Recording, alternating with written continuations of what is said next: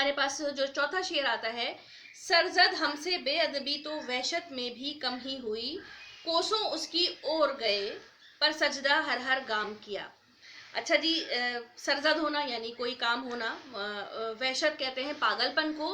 और जो है वो पुरानी ज़माने की उर्दू में और का मतलब होता है उसकी तरफ जाना, ठीक है, उस तरफ, और गाम जो है वो कदम से है, हर हर गाम हर हर कदम। तो यहाँ पे जो है वो अपने इश्क के पागलपन की इंतहा बता रहे हैं कि जब कोई शख्स किसी को अपना महबूब बनाता है और वो उसके इश्क में गिरफ्तार होता है, वो पागलपन की इंतहा पे होता है, तो फिर वो उसको अपने अतराफ में कोई चीज़ कुछ एहसास नहीं रहता, मगर ये अपने महबूब के इश्क में ऐसे गिरफ्तार हैं कि इनके ऊपर वो पागलपन तो सवार है, लेकिन इनको अपने महबूब को इन्होंने इतनी इज्जत दी हुई है, इन्होंने उसको वो मुकाम दिया हुआ है, उसको पूज रहे हैं कि ये उसकी तरफ बढ़ रहे हैं, मगर इस तरह से बढ़ रहे हैं, ये वो तरीका बता रहे हैं कि मैं उसकी इतनी ताज़ीम करता हूँ, उसकी इतनी तकरीम करता हूँ कि मैं कदमों से नहीं जा रहा हूँ बल्कि हर हर कदम पे सजदा करता हूँ और फिर चलता हूँ। इतनी ताज़ीम और इतनी तकरीम है, लेकिन जवाब में इनको अपने महबूब की तरफ से कुछ भी नहीं मिला, लेकिन इन्होंने उसको, उसकी इज्जत, उसकी तौक़ीर, उसकी ताज़ीम में कोई कमी नहीं छोड़ी। उसके बाद हमारे पास शेर आता है, या के सफ़ेद सियाह में हमको दखल जो है सो इतना है, रात को रो रो सुबह किया या दिन को जूतूं शाम किया। यहाँ के सफ़ेद व सिया, सफ़ेद और सिया, सफ़ेद व सिया यानी सफ़ेद और सिया, या मतलब यहाँ हमको दखल है यानी हमारा इतना जो है वो इस सफ़ेद व सिया में हमारा इतना दखल है कि हमने सुबह रात भर हम रोए, हमने सुबह का इंतज़ार किया और दिन भर हम इंतज़ार करते रहे शाम होने का। मतलब इख्तियार, वही पुराना ऊपर जो शेर है कि नाहक हम मजबूरों पर ये तोहमत है मुख्तारी की, कि यहाँ पे इन्होंने ये कहा है कि हमें इतना ही इख्तियार है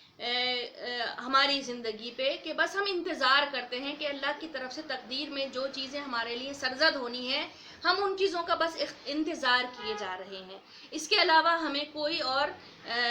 इस दुनिया के जो भी काम है, हमारे ज़िम्मे जो भी काम है, हमें इसके अलावा और कोई भी इख्तियार हमें नहीं है। या कि सफ़ेद व स्याह में हमको दखल, सफ़ेद व स्याह का मतलब जो है वो नेकी और बदी भी है, अच्छाई और बुराई भी है। सफ़ेद मतलब अच्छाई, स्याह मतलब बुराई। दुनिया के जो भी काम हैं वो अच्छे और बुरे भी हम इनको इसी तरह से देख सकते हैं कि इंसान अगर अच्छा करता है या बुरा करता है, इन दोनों में उसको इतना ही दखल है कि जो उसकी तकदीर है। अगर किसी के, ये शायर का अपना ख्याल है, अगर किसी के तकदीर में बुराइयां हैं तो उसमें कुछ दखल, हालांकि ऐसा ये अल्लाह ताला ने इंसान को इख्तियार भी दिया है कि वो बुराई छोड़ सकता है, मगर शायर ये बात कहते हैं कि यहाँ पर भी इख्तियार जो है वो अल्लाह ही के पास है, और वो इस चीज़ को अपनी तकदीर का लिखा हुआ भी कहते हैं कि अगर वो गलत काम में लगे या अगर वो बुराई में हुए तो वो भी उनकी तकदीर का ही एक हिस्सा है कि उन्होंने उस सफ़ेद व स्याह में अपने आप को बिल्कुल रब की मर्ज़ी पे छोड़ दिया है, और वो अगर उनके साथ कुछ गलत हो रहा है तो उसको भी उसकी मर्ज़ी समझ के कबूल करते हैं। और रात को रो रो सुबह किया यानी कि अपनी ज़िंदगी जो है वो इंतज़ार में, सिर्फ इंतज़ार में ही गुजार रहे हैं। वो इंतज़ार किसी भी चीज़ का हो सकता है, खुशी का भी हो सकता है, गमी का भी हो सकता है, और अपने महबूब का भी हो सकता है, अपनी मौत का भी हो सकता है, अपनी ज़िंदगी के अच्छे वक्त का भी हो सकता है। बस इंतज़ार है कि इंसान की जो तकदीर है उसके अंदर एक इंतज़ार है कि आगे आइंदा उसके लिए क्या रखा गया है अल्लाह की तरफ से, जिसके ऊपर इनका ईमान है। तकदीर के ऊपर इन्होंने अपने ईमान को बताया है कि जिसके ऊपर इनका ईमान है कि काम तो अल्लाह ही की मर्ज़ी से होने हैं। अगर कि मिसाल ली जाए कि इनका महबूब जो है वो इनको तंग कर रहा है या वो राज़ी नहीं हो रहा है या इनके ऊपर वो कैफियत है पागलपन की, वहशत की, तो ये सब कुछ भी मेरी तकदीर में ही था, मुझे ऐसा करना ही था। अच्छा जी, उसके बाद हमारे पास शेर है, ایسے آہوئے رم خوردہ کی وحشت کھونی مشکل تھی، سحر کیا اعجاز کیا جن لوگوں نے تجھ کو رام کیا۔ آہو کہتے ہیں ہرن کے، رم خوردہ یعنی وحشت میں، پریشانی میں، غم زدہ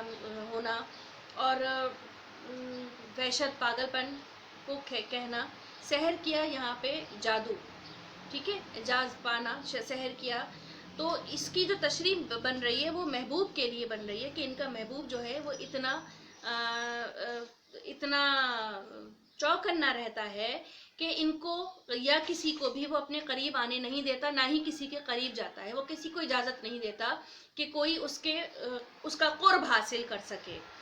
ایک ایسے ہرن کی طرح ہے ان کا محبوب کہ جو ہر وقت چوکنا رہتا ہے، وہ اس وحشت میں رہتا ہے کہ کہیں اس کے اوپر شکاری جو ہے وہ جال نہ پھینک دے، اور وہ اپنے آس پاس کے ماحول سے ہر وقت ہرن کی جو ہے وہ چوکنا رہتا ہے۔ تو انہوں نے اپنے محبوب کو اس چوکنے ہرن کی طرح تشبیہ دی ہے، اس سے تشبیہ دی ہے کہ جو ہر وقت اس فکر میں رہتا ہے کہ کہیں وہ کسی جال میں پھنس نہ جائے، کہیں وہ شکار نہ کر لیا جائے۔ اب یہاں پہ محبوب جو ہے وہ کس چیز سے چوکنا رہتا ہے؟ وہ عاشق کے حربوں سے چوکنا رہتا ہے کہ کہیں وہ عاشق کی طرف سے پھینکے گئے کسی جال میں پھنس نہ جائے، وہ اس کا ہو نہ جائے، وہ عاشق کا ہو نہ جائے، وہ اس سے